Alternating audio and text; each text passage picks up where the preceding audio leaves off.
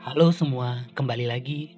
Kali ini kami akan lanjut merangkum alur cerita Dororo Part 2. Bagi yang belum nonton part satunya, link kami taruh di deskripsi ya. Langsung ke ceritanya ya. Tapi sebelum itu jangan lupa klik tombol subscribe-nya dulu ya. Malam ini, Hyakimaru masih terngiang-ngiang dengan sosok ibunya. Hyakimaru jadi lebih termotivasi untuk memburu iblis dari sebelumnya. Scene beralih ke seorang wanita yang sedang menggeret pria. Pria itu dibawa ke depan patung iblis yang memegang pedang dengan wajah yang rusak. Tiba-tiba, patung itu menebas wajah pria itu. Kemudian, wajah pria itu terpotong dan jatuh ke sungai. Patung pun bersinar berwarna ungu, menandakan iblis yang bersemayam di dalam patung menolak wajah pria itu. Ya, di dalam patung bersemayam iblis yang sedang mencari wajah yang sesuai dengan yang diinginkannya. Lanjut saat Dororo pergi untuk mencari kayu bakar seorang diri, Dororo bertemu dengan wanita itu. Namanya adalah Okaka. Okaka berwajah mirip dengan ibu Dororo. Kali ini, Okaka berniat menumbalkan wajah Dororo dan Hyakimaru. Saat itu Okaka mulai tersadar dan ragu untuk menumbalkan wajah lagi. Tetapi patung iblis itu malah menebas Okaka. Kemudian Hyakimaru menaiki pedang iblis dan menusuk wajah iblis. Iblis itu pun hancur dan tubuh Okaka juga ikut melebur. Diperlihatkan bahwa Dororo memiliki tato di punggungnya yang diwariskan oleh orang tuanya. Tato itu akan muncul apabila terkena air panas. Perjalanan mereka dimulai kembali. Kali ini mereka bertemu dengan bayi monster. Bayi monster itu bukanlah hal yang mengancam, jadi Hyakimaru membiarkannya hidup. Bayi monster itu selalu mengikuti Dororo dan Hyakimaru. Di sebuah kuil bekas kebakaran, mereka bertemu dengan kepala desa yang bernama Sabame. Sabame mengajak mereka untuk menginap di rumahnya. Sabame menjelaskan, kuil itu dulunya adalah panti asuhan. Di sana, anak-anak mendapatkan perlakuan yang sangat kejam dari biarawati di kuil itu. Kemudian, di suatu malam, kuil itu tersambar petir dan terbakar. Kembali ke Dororo dan Hyakimaru. Saat sedang istirahat, mereka diserang oleh iblis belatung dan kupu-kupu. Kemudian iblis itu kabur. Scene beralih ke Sabame. Di sana, Sabame dihampiri oleh seorang wanita jelmaan dari iblis kupu-kupu itu. Iblis itu mengatakan bahwa Hyakimaru adalah seorang yang tangguh. Akan sulit baginya untuk menyantapnya. Dan Sabame sama seperti Daigo, dia juga seorang yang melakukan pesugihan untuk desanya. Dororo menemukan ada sebuah gudang yang berdiri di tengah hutan. Gudang itu berisi beras hasil panen warga desa. Kemudian, Dororo ditangkap dan dikurung di basement di dalam gudang itu. Di sana penuh dengan iblis belatung yang sangat banyak. Scene beralih ke Hyakimaru. Di sana, Hyakimaru berbincang dengan Sabame. Sabame menceritakan semuanya kepada Hyakimaru, termasuk saat dia bertemu dengan iblis kupu-kupu dan melakukan pesugihan demi desanya. Tetapi Hyakimaru tidak peduli. Dia hanya ingin membunuh iblis dan mengambil kembali apa yang telah dicuri darinya. Kembali lagi ke Dororo. Dororo ditolong oleh bayi monster yang dia temui sebelumnya. Di sana, dia diperlihatkan gambaran mengenai kejadian di panti asuhan. Ternyata, apa yang telah diceritakan Sabame adalah kebohongan. Yang membakar panti asuhan dan membunuh anak-anak adalah ulah dari Sabame dan warga desa. Hanya agar desa dan hidup mereka sejahtera, mereka menumbalkan anak-anak kepada iblis.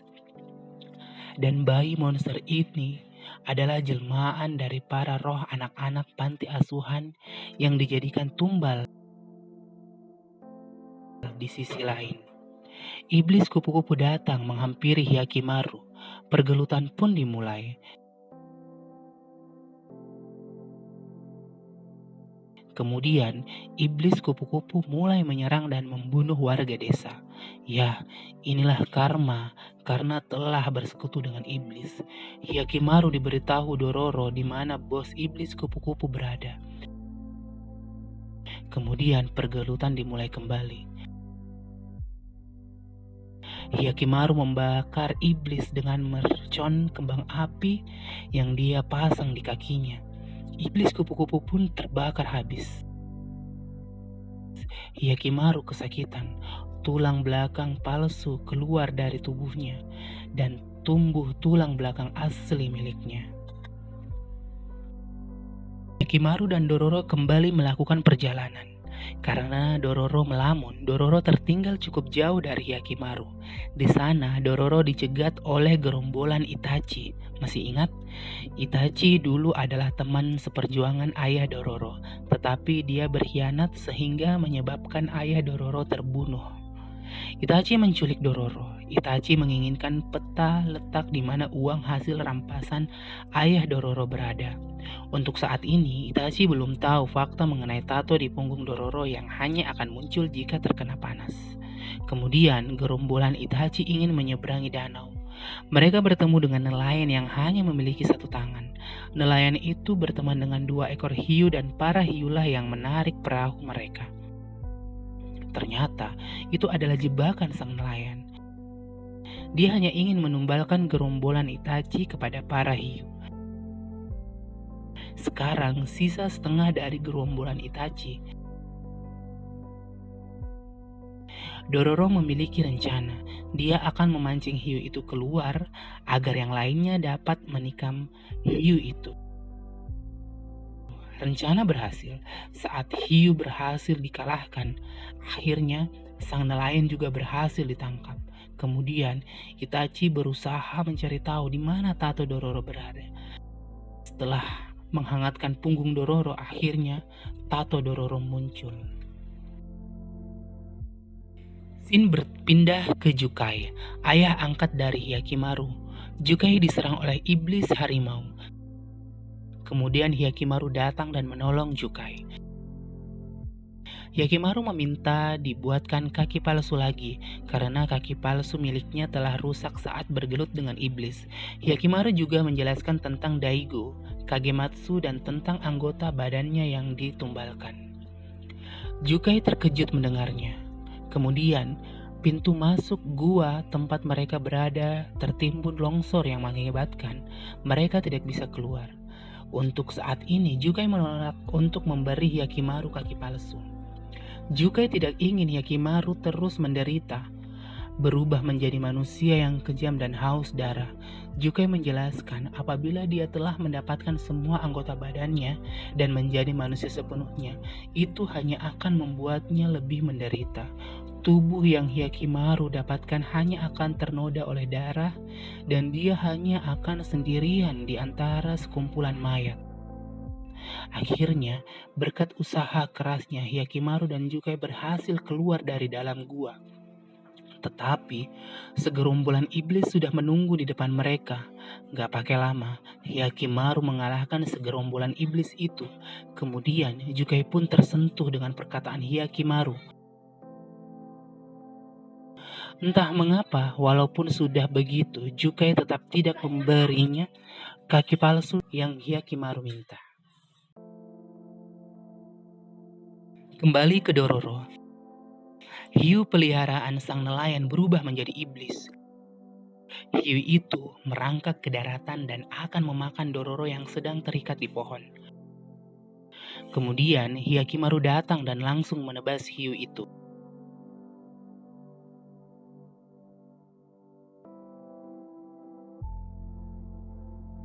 Hiu itu pun berhasil dikalahkan dan kaki aslinya tumbuh. Kemudian dari kejauhan terlihat sederetan perahu yang berisi pasukan dari Daigo yang dipimpin oleh adik kandung Hyakimaru, yaitu Tahomaru. Setelah Hyakimaru, Dororo, dan Itachi kembali berkumpul, mereka menyusun sebuah rencana. Pulau ini adalah pulau tempat ayah Dororo menyembunyikan uang rampasannya. Pergelutan pun dimulai. Pergelutan berlangsung sangat alot. Hyakimaru dikeroyok Tahomaru dengan 2 ajudannya. Ditambah lagi harus menghindari pamanah dari prajurit Daigo. Tetapi Hyakimaru masih bisa mengimbanginya. Dari atas bukit, sang nelayan berdiri dengan membawa banyak bom.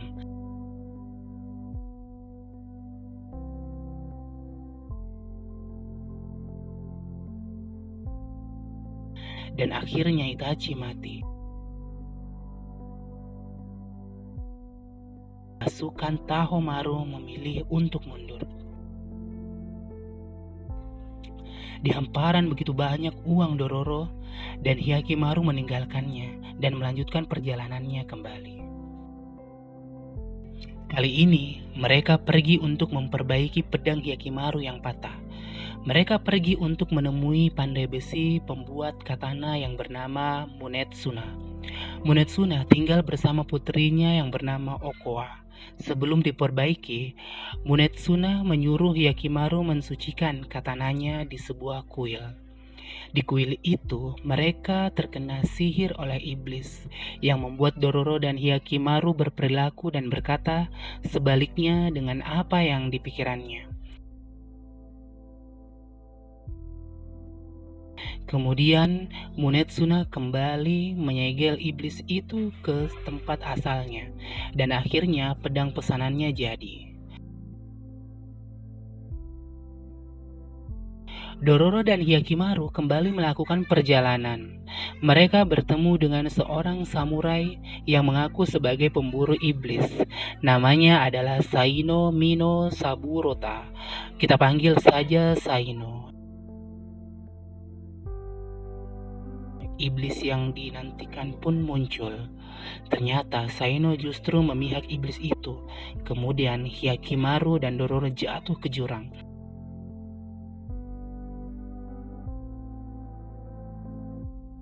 Saat mereka sadar, tangan Dororo sudah terjepit di antara bebatuan, dan air perlahan memanjiri tempat itu dan membuat Dororo tenggelam. Di saat-saat terakhir, Simbah datang dan menyelamatkan mereka.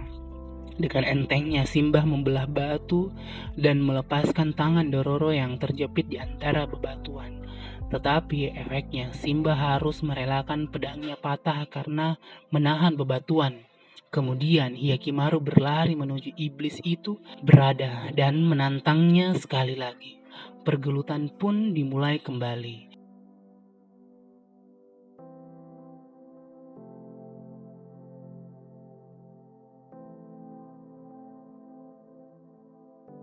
Iblis itu memakan Saino dan berevolusi. Dan iblis berhasil dikalahkan. Tetapi tidak ada satupun anggota tubuh Hyakimaru yang kembali. Kemudian Hyakimaru menyadari anggota tubuh Hyakimaru ada di Daigo. Tujuan mereka sekarang adalah negeri Daigo. Di sana tinggal satu patung iblis yang belum terbelah. Itu adalah iblis yang gagal memakan Hyakimaru saat masih bayi. Karena saat itu Hyakimaru dilindungi oleh Buddha. Kembali ke cerita, Daigo sedang dalam persiapan perangnya dengan klan Asakura.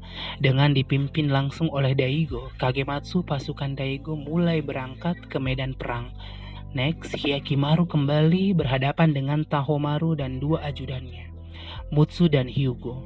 Seperti biasa, Hyakimaru dikeroyok oleh 3 orang. Tetapi kali ini amarah Hyakimaru sudah memuncak. Hyakimaru berhasil memotong tangan Mutsu dan Hyugo. Mereka kembali bergelut.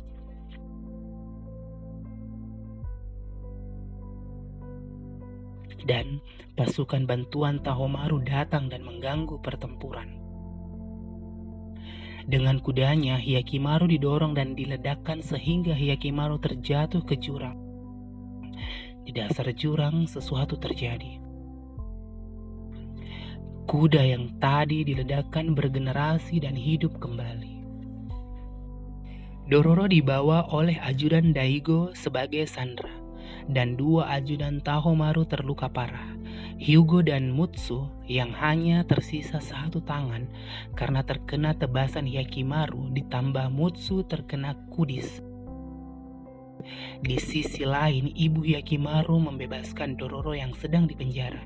Mereka pergi untuk menemui Hyakimaru. Tetapi karena arus sungai yang tiba-tiba menjadi deras, perahu mereka menabrak reruntuhan.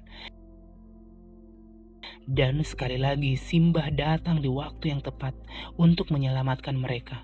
Kemudian di medan peperangan, kuda yang bergenerasi sebelumnya mengacau peperangan.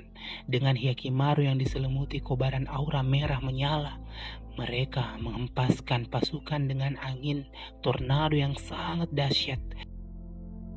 Di sisi lain, Mutsu dengan tertatih-tatih memasuki aula iblis untuk mempersembahkan dirinya sebagai tumbal demi memakmurkan negeri Daigo.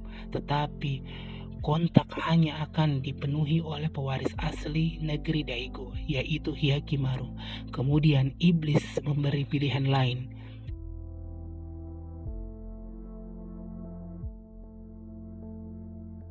Kembali ke Hyakimaru. Hyakimaru dan kudanya mengamuk di medan perang.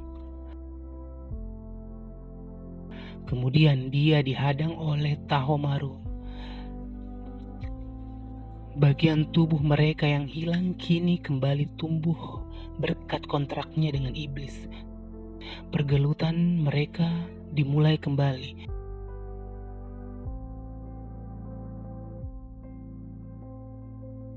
Sang kuda berhasil memojokkan Hyugo.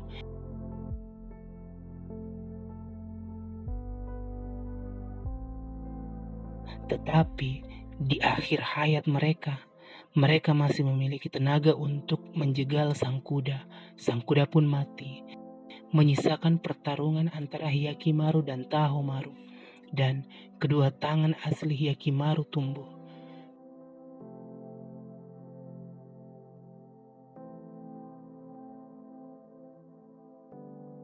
Kemudian setelah saling kaburan di kastil kediaman Daigo, pertempuran mereka dimulai kembali.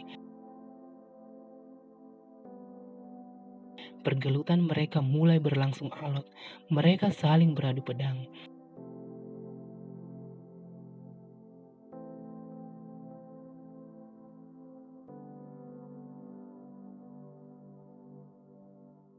Saat kondisinya sedikit mereda, Tahomaru justru dikendalikan oleh iblis. Kemudian Tahomaru mencongkel mata iblis kedua keluar dari matanya. Iblis pun datang. Pertempuran akhir dengan iblis dimulai. Hyakimaru melompat dan menusukkan pedangnya pada iblis, dan kedua mata aslinya kembali.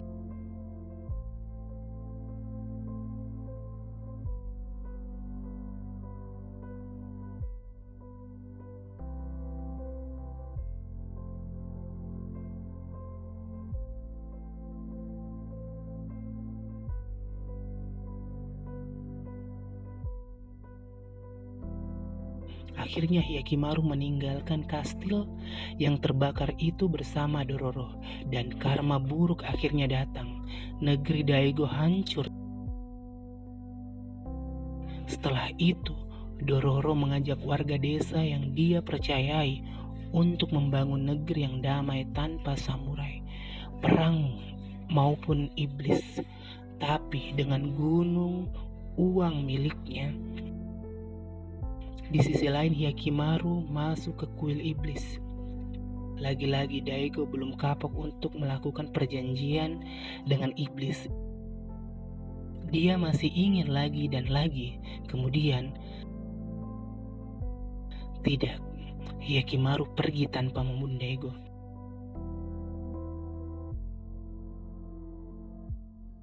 Akhirnya Hyakimaru dan Dororo menjalani hidupnya masing-masing. Dengan menggunakan uangnya, Dororo menjalani harinya berujung ke era Sengoku.